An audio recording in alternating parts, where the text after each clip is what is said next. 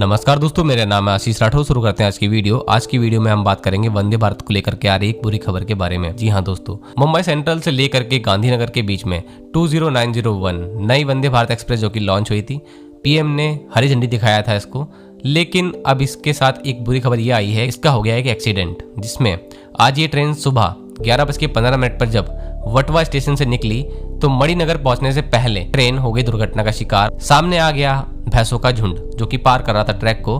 Train speed में थी और बताया जा रहा है कि 4 भैंसों से ट्रेन टकरा गई है, और इतनी सारी भैंसों से टकराने के बाद तो कहीं ना कहीं इसका सामने का हिस्सा डैमेज होना ही था। ये डैमेज हो गया और मेजर डैमेज हुआ। आपको देख करके बुरा भी लग रहा होगा, अभी अभी चमचमाती हुई ट्रेन चली थी और इसके साथ ऐसा हो गया। वंदे भारत एक्सप्रेस के साथ ऐसा पहले से होता आया दोस्तों, आज नई बात तो नहीं है। ये second generation Vande Bharat express के साथ भी ऐसा हो गया।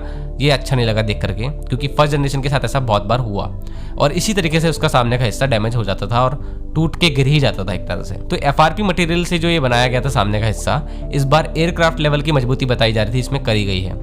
लेकिन क्योंकि यहाँ पर तो कैटल भी एक नहीं कई सारी टकराई हैं, तो ये डैमेज तो होना ही था, चाहे कुछ भी मटेरियल लगा दें। यहाँ पे कोई लोकोमोटिव तो था नहीं जिसका सामने का हिस्सा लोहे का बना हो, कैटल गार्ड का, तो यहाँ डैमेज तो आएगा ही आएगा।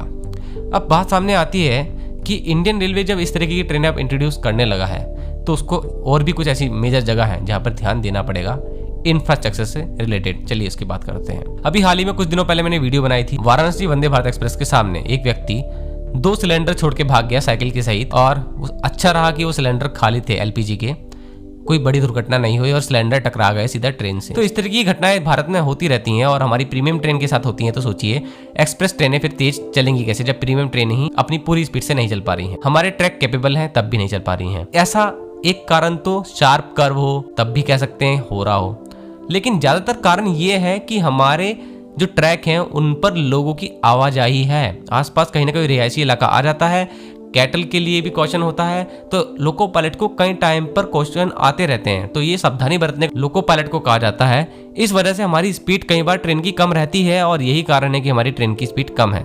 ट्रैक इतना भी बेकार नहीं है, कैपेबल है। हम 130 को भी कंटिन्यूस नहीं बना पाते हैं कई बार, तो ये दिक्कतें हैं। हालांकि अभी स्पीड में बहुत इंप्रूवमेंट आया है पिछले 2 सालों में, लेकिन फिर भी हम लोग अभी बहुत पीछे हैं। तो इस वीडियो के माध्यम से मैं आपको यही कहना चाहूंगा, जो भी जानवर ऐसे आकर के मर जाते हैं उनके लिए बहुत ज़्यादा दुख लगता है और ट्रेन के लिए भी दुख लगता है, लेकिन जानवर का ऐसे मर जाना भी बहुत ज़्यादा दुख पहुंचाता है हमको कहीं ना कहीं।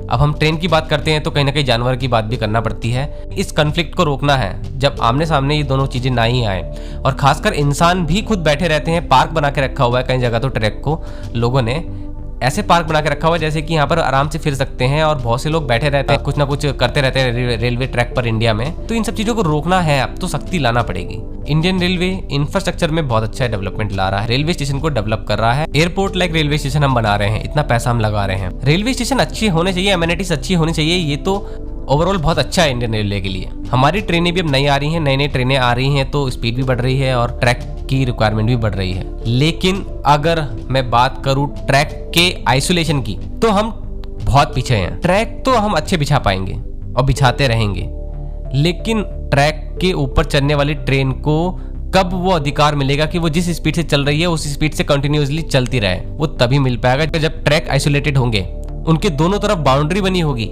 जब वो सेपरेट होंगे रिहायशी इलाकों से अच्छी तरीके से, और वहां पर जानवर भी नहीं एंटर करेंगे। लोग एंटर करते हैं तो उनको दंड मिलेगा, क्योंकि जब उन्होंने बाउंड्री लांघी है तो फिर वो अपनी जान के जिम्मेदार खुद ही होंगे। लेकिन अभी ऐसा कुछ है ही नहीं, बहुत ही कम जगहों पर आपको बाउंड्री दिखेगी, वो भी टूटी फूटी।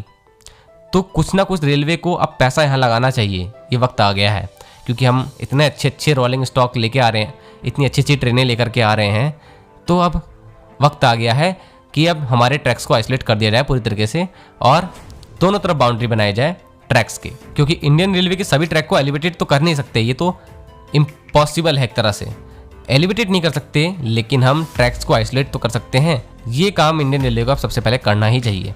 बुलेट ट्रेन का अलग से ट्रैक बन रहा है, उसको ये दिक्कत नहीं आएगी, वो अपनी स्पीड पे चलेगी। आरआरटीएस की ट्रेन एलिवेटेड है, आराम से चलेगी।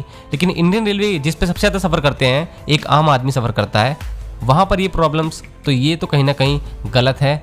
हमारी ट्रेनों को अपनी ही स्पीड नहीं मिल पाती जितनी स्पीड से उनको चलना चाहिए, तो उसके लिए अब हमको बाउंड्रीज करना ही पड़ेगी, ऐसा मैं इस वीडियो के माध्यम से कहना चाहता हूँ। आप लोगों का क्या कहना है कमेंट सेक्शन में बताना। तो कहीं ना कहीं रेलवे कुछ ना कुछ तो यहाँ पर एक अभियान चलाए, जैसे कि इलेक्ट्रिफिकेशन का अभियान चला है कि 100% इलेक्ट्रिफिकेशन हुआ, अनमेन्ड लेवल क्रॉसिंग को खत्म करने का एक अभियान चलाया था।